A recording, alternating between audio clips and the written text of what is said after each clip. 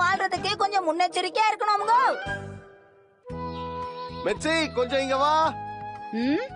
இந்த டப்பா யாரோடது? இதுக்குள்ள என்ன இருக்கு? அது அவசரமா தேவைப்படும் போது பயன்படுத்துறதுக்கு. அதுக்குள்ள என்ன இருக்கு?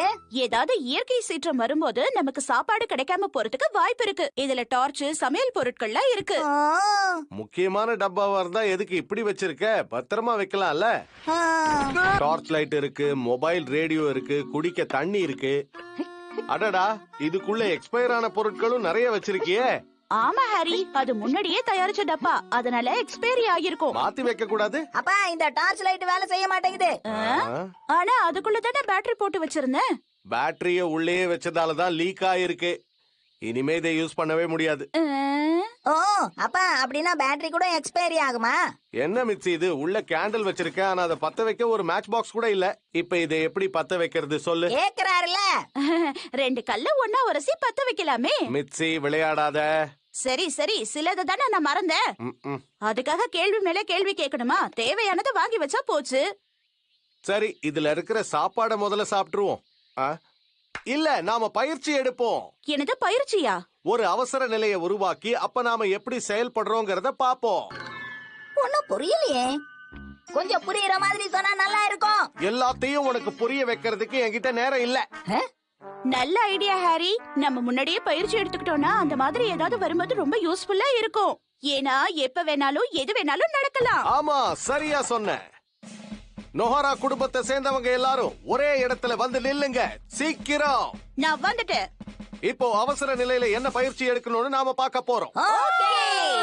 இப்போ அவசர நிலை இதுதான்.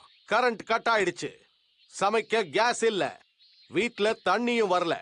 ஆனா நமக்கு பசிக்கும், எப்படியாவது ஏதாவது சாப்பிட்டே ஆகணும், அப்பதான் உயிர் வாழ முடியும். எல்லாருக்கும் புரிஞ்சுதா? ஆபீசர், நீங்க சொன்னது எனக்கு புரிஞ்சிருச்சே.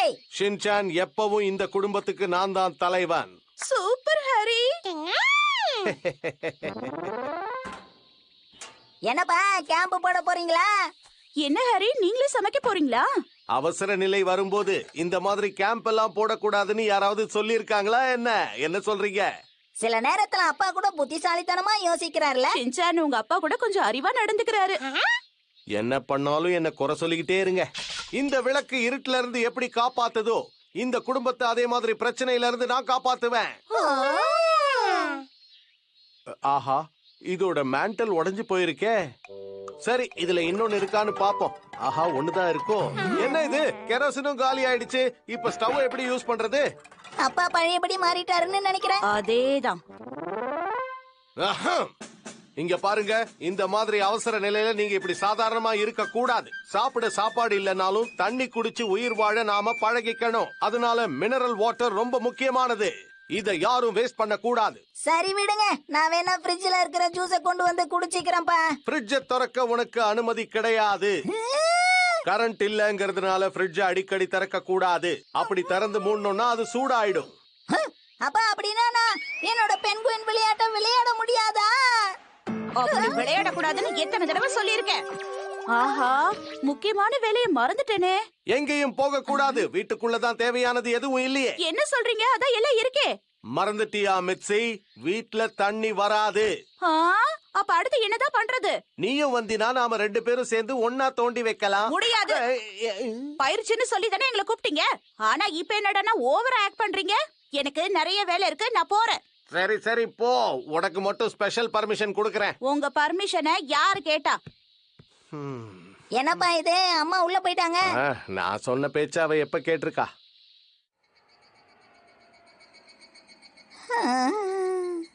ஏசி போடலாமாமா? கரண்ட் இல்லாதப்ப ஏசி எப்படி வேலை செய்யும்? அப்ப ஃபேனாவது போடுங்களேன். அதுக்கும் கரண்ட் தேவை ஷின்சான். இந்த ஃபேன் நல்லா இருக்கு. போய் குளிச்சிட்டு வா, நல்லா ஃப்ரெஷ்ஷா இருக்கும். ஆனா தண்ணி இல்லையே. என்னது மிட்சி? காலையில தானே மோட்டர் போட்டிருந்தோம். இன்னைக்கு காலையில தான் பாத் டப்ப கிளீன் பண்ண. வாட்டர் டப்ல எப்பவும் தண்ணி இருக்கிறது நல்லது. இந்த மாதிரி அவசர நிலையில். சரி சரி சரி, இப்ப சாப்பாட்டுக்கு என்ன பண்ணுவோம்? கேஸ் நம்ம யூஸ் பண்ண கூடாதுல்ல? கேஸ் உபயோகிக்க கூடாதா? எல்லாரும் தாழ்வான பகுதியை நோக்கி ஓடுங்க.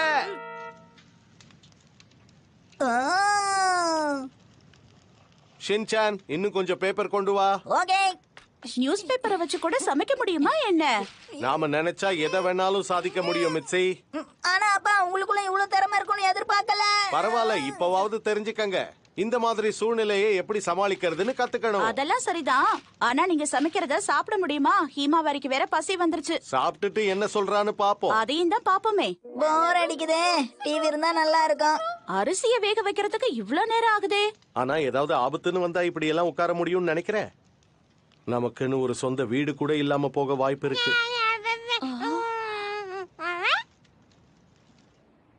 இந்த உலகத்துல எப்ப என்ன நடக்கும்னு யாருக்கும் தெரியாது.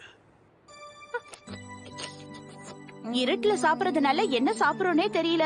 நான் சமைக்கிற அளவுக்கு இல்லப்பா. என்ன மன்னிச்சிருங்க, எனக்கு சமையல் வராதுன்னு உங்களுக்கு தெரியும்ல. இல்ல இதுக்கு முன்னாடியை விட இப்ப நல்லா சமைக்கிறீங்க ஹாரி. நல்ல சுவையா தான் இருக்கு. என்ன சாதம் கொஞ்சம் குழஞ்சிடுச்சு. என்ன குழஞ்சிடுச்சா? ஆமா, அது வேற ஒண்ணும் இல்ல, பாட்டில்ல இருக்க தண்ணிய வச்சு கொதிக்க வச்சேன்ல, அதான். தண்ணி சரியில்லை, அதனால வாடை அடிக்குது. அப்படின்னா அவசர காலத்துல இப்படிதான் சமைப்பாங்களா? அப்படியெல்லாம் கிடையாது. ஆ? இதுக்குள்ள என்ன இருக்கு? பரவாயில்லையே, இது சுவையா இருக்கு, எனக்கு ரொம்ப பிடிச்சிருக்கு. இது ஷீரோவுடைய சாப்பாடுப்பா. ஷீரோ, தயவு செஞ்சு என்ன மன்னிச்சிரு. மன்னிச்சிரு ஷீரோ, அப்பா எப்பவும் இப்படிதான். ஷின்சான், இதையே எடுத்துட்டு வந்த. இது ரொம்ப காஸ்ட்லி. கிச்சன்ல இருந்ததுமா. இதை யாரு உன்னை எடுக்க சொன்னது? நான் இத ஒரு மாசமா எவ்வளவு பாதுகாப்பா வச்சிருந்தேன் தெரியுமா? சாப்பாடு வாங்கிட்டு எதுக்கு அதை பாதுகாப்பா வச்சிருந்தீங்க? வீட்டுக்கு விருந்தாளி வந்தா செய்யலான்னு வச்சிருந்தேன். குடு குடு குடு, நானும் சாப்பிடுறேன். அப்படின்னா நானும் இத சாப்பிடுறேன். எனக்கும் கொடுங்க. இது நல்லா இருக்கு.